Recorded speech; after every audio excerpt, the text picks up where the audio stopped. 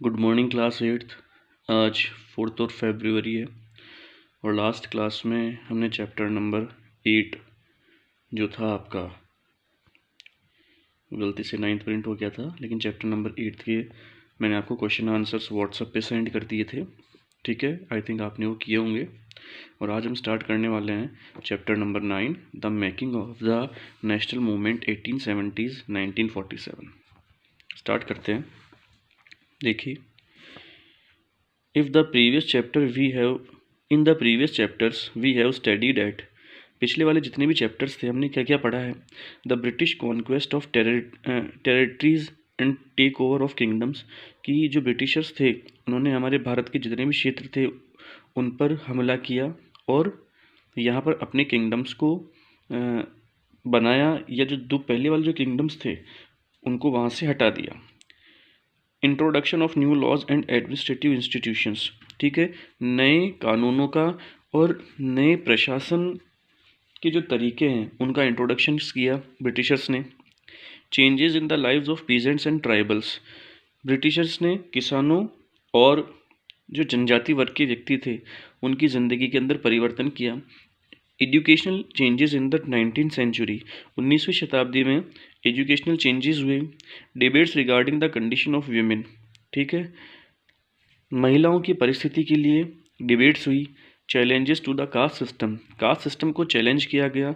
Social and religious form, ठीक है, सामाजिक और धार्मिक सुधार हुए। The revolt of 1857 and it's aftermath, 1857 की क्रांति हुई और इसके बाद का समय आया। The decline of crafts and growth of industries, ठीक है, क्राफ्ट्स का पतन हुआ और इंडस्ट्रीज का ग्रोथ हुआ। On the basis of what you have read about these issues, do you think Indians were discontented with British rule? If so, how were different groups and classes dissatisfied? On the basis of what you have read about these issues, जो अभी आपने ये issues देखे हैं, do you think, क्या आप ये सोचते हैं, Indians were discontented with British rule, कि जो भारतीय जो थे वे ब्रिटिश रूल से सेटिस्फाइड थे? If so, how were different groups and classes dissatisfied, और अगर ऐसा था, ठीक है, तो भारत के जो कुछ जो समुदाय थे, ठीक है, वे अंग्रेजों के इस शासन से डिससेटिस्फाइड क्यों थे? आगे देखिए, द इमरजेंस ऑफ नेशनलिज्म, ठीक है, नेशनलिज्म का इमरजेंस बताया गया है इसमें। The above mentioned developments led the people to ask a crucial question: what is this country of Indian? The above mentioned developments led the people to ask a crucial question: what is the country of India and for whom is it meant?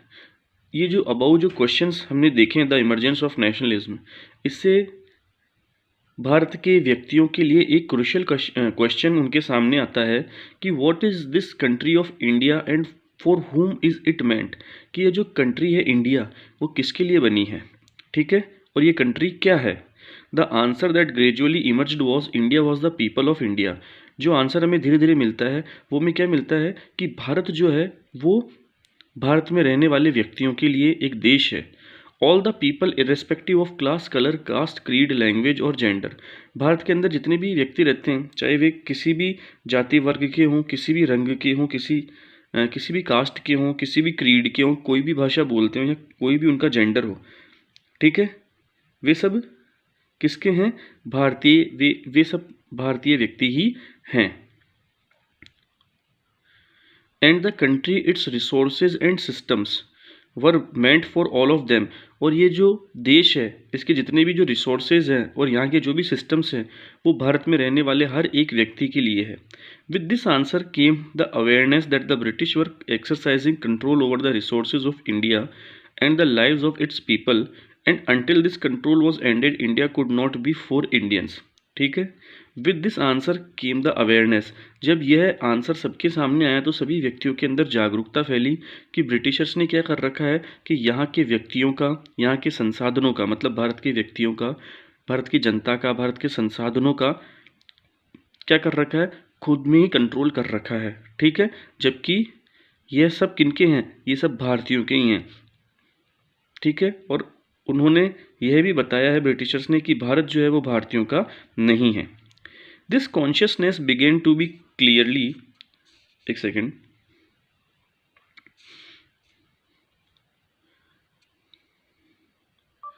This consciousness began to be clearly stated by the political associations formed after 1850, especially those that came into being in the 1870s and 1880s। देखो ये क्या कह रहे हैं कि ये जो consciousness है, वापस मैं एक बार आपके सामने इस क्वेश्चन को मतलब इस लाइन को वापस बोलता हूँ मैं, कि this consciousness began to be clearly stated by the political associations formed after 1850, specially, थोड़ा सा ब्लरनेस आ रही इसमें, स्पेशली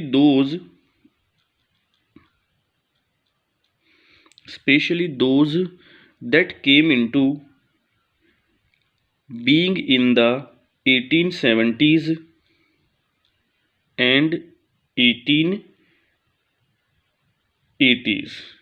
यही है, यही लाइन लिखी हुई है, क्योंकि इसके अंदर थोड़ी सी क्या ब्लरनेस आ रही है, इस वजह से दिखने में थोड़ी परेशानी कर रहा है ये।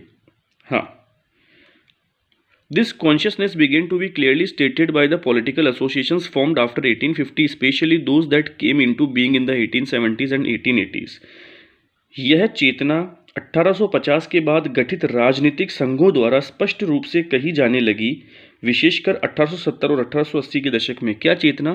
कि भारत के जो व्यक्ति हैं, अगर भारत के व्यक्तियों को ये मालूम पड़ जाए कि ये देश भारतीयों का है, ठीक है, जिस पर ब्रिटिशर्स ने अपना कंट्रोल जमा रखा है भारत के संसाधनों पर, भारत में रहने वाले व्यक्तियों पर, ठीक है, and until this control was ended India.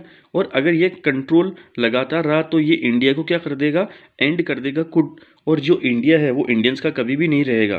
तो यह जो चेतना थी वो 1850 के बाद गठित राजनीतिक संघों द्वारा स्पष्ट रूप से कही जाने लगी, विशेषकर 1870 और 1880 के दशक में, ठीक है। Most of these were led by English educated professionals such as lawyers। ज़्यादातर ये क्वेश्चंस किसको समझ में आया? कि जो इंग्लिश एजुकेटेड प्रोफेशनल्स थे, ठीक है, जैसे भारतीय लॉयर्स, उनको ये क्वेश्चन समझ में आ गया था। The more important ones were the Poona Sarvajanik Sabha, the Indian Association, the Madras Mahajan Sabha, the Bombay Presidency Association and of course the Indian National Congress. और ये क्वेश्चन और किसको समझ में आ गया था? पूना सार्वजनिक सभा को, इंडियन एसोसिएशन को, मद्रास महाजन सभा को, बॉम्बे प्रेसिडेंसी एसोसिएशन को और इंडियन नेशनल कांग्रेस को भी ये चीज़ समझ में आ गई थी। Note the name Poona Sarvajanik Sabha. The literal meaning of सार्वजनिक इज ऑफ और फॉर ऑल द पीपल। सार्वजनिक का जो लिटरल मीनिंग है वो क्या है? फॉर ऑल द पीपल, सभी के लिए। और सर्व का मतलब सर्व इक्वल्स टू ऑल प्लस जनिक। सर्व का मतलब क्या है? ऑफ द पीपल, सभी जितने भी पीपल है भारत के। दो many of these associations functioned in specific parts of the country. इस वजह से ये जितने भी जो एसोसिएशंस थे, the Madras Mahajan Sabha, the Bombay presidency etcetera, ये क्या कर रहे थे कि देश के स्पेसिफिक पार्ट्स के अंदर अपना काम कर रहे थे। Their goals were stated as the goals of all the people of India. उनके जो लक्ष्य थे वे सब किनके लक्ष्य थे? वे भारतीयों के लक्ष्य थे। Not those of any one region, community और class. They worked with the idea that the people should be sovereign. ठीक है, वे सिर्फ एक ही धर्म के लिए या एक ही क्षेत्र के लिए या एक ही समुदाय के लिए काम नहीं कर रहे थे। They worked with the idea that the people should be sovereign, a modern consciousness and a key feature of nationalism. वे इस आइडिया पर काम कर रहे थे कि भारत के रहने वाले जितनी भी जनता है, ठीक है, वे सब सोवरेन हो। ठीक है, ए modern consciousness and a key feature of nationalism. उनके अंदर एक नई चेतना है और उनके अंदर राष्ट्रवाद की भावना जगे। In other words, they believe that the Indian people should be empowered to take decisions regarding their affairs.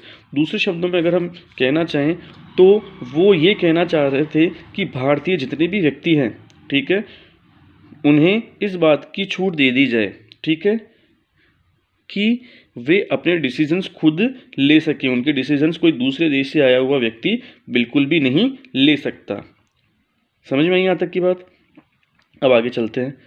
देखिए क्या कह रहा है आगे वाली लाइन में कि एक second, the dissatisfaction with British rule intensified in the 1870s and 1880s। देखिए क्या कह रहा है कि ये जो द डिससेटिस्फिकेशन,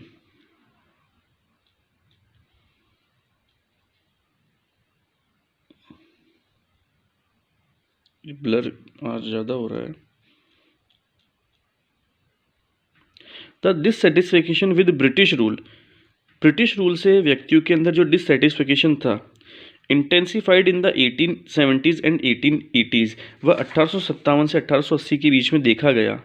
ठीक है, कैसा देखा गया? The arms act was passed in 1878, arm act को 1878 में पास कर दिया गया था। आर्म का मतलब किसी के पास भी वेपन नहीं होगा।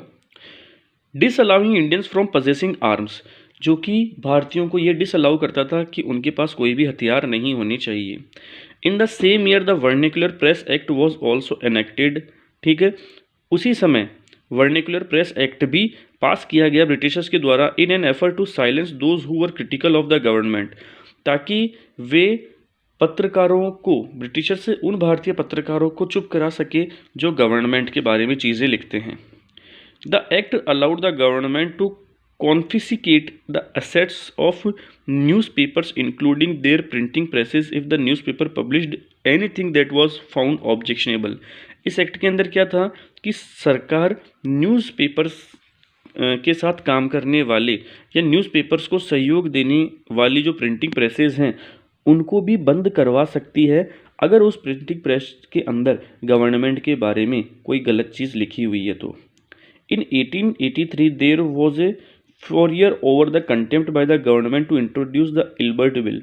1883 में गवर्नमेंट ने क्या किया कि इल्बर्ट बिल सभी के सामने रखा। The bill provided for the trial of British और European persons by Indians and sought equality between British and Indian जजेस इन द कंट्री। ये जो बिल था वो एक ट्रायल लेना चाहता था ब्रिटिश और इंडियंस पीपल के बारे में कि जो ब्रिटिशर्स हैं और इंडियन जो जजेस हैं कंट्री के अंदर उनके बीच में क्या हो, इक्वलिटी हो। But when wide opposition force the government to withdraw the bill, लेकिन जब अंग्रेज़ों ने इस चीज़ का अपोज किया, ठीक है, तो गवर्नमेंट ने ये बिल भी वापस ले लिया। मतलब इल्बर्ट बिल क्या था? इल्बर्ट बिल ये था कि जो भारतीय जो जजेस हैं और ब्रिटिशर्स जो जजेस हैं उन सबको इक्वलिटी दी जाए। लेकिन जब अंग्रेज़ों इसको इस चीज़ की मालूम पड़ी तो उन्होंने इस चीज़ का क्या किया, विरोध किया और इस बिल को वापस विड्रॉ करना पड़ा। इंडियंस वर एनरेज्ड, इससे भारतीय गुस्सा हो गए। The event highlighted the racial attitudes of the British in India. यह जो इवेंट था वो भारत के अंदर रंग के आधार पर बटा। मतलब भारतीयों, क्योंकि ब्रिटिशर्स ने यह सोचा था कि जो भारतीय जो जजेस हैं, ठीक है, उनका रंग हमारे रंग से अलग है। तो यह जो एटीट्यूड था ब्रिटिशर्स का, जिसकी वजह से भारतीय और भी ज़्यादा क्या हो गए, ब्रिटिशर्स से नाराज़ हो गए। ठीक है क्लास, आज हम सिर्फ इतना ही पढ़ेंगे, बाकी का हम पढ़ेंगे हमारी नेक्स्ट क्लास में। तब तक के लिए थैंक्स।